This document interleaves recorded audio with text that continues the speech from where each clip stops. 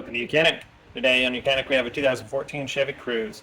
We're going to show you how to add window washer fluid on this vehicle. So with your hood popped up and supported with the support bar, we now have access to the engine bay where we can add windshield washer fluid.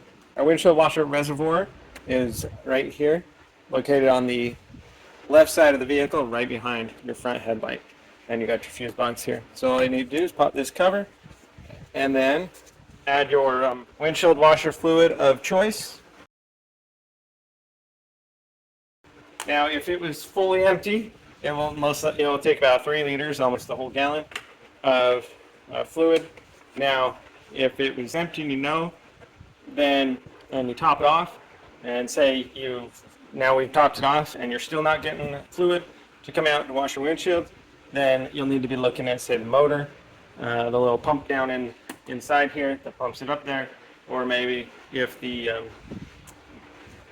nozzles have gotten plugged. But that's how you would add your windshield washer fluid on your 2014 Chevy Cruze. Thanks for watching YOUCANIC, where you can be the mechanic.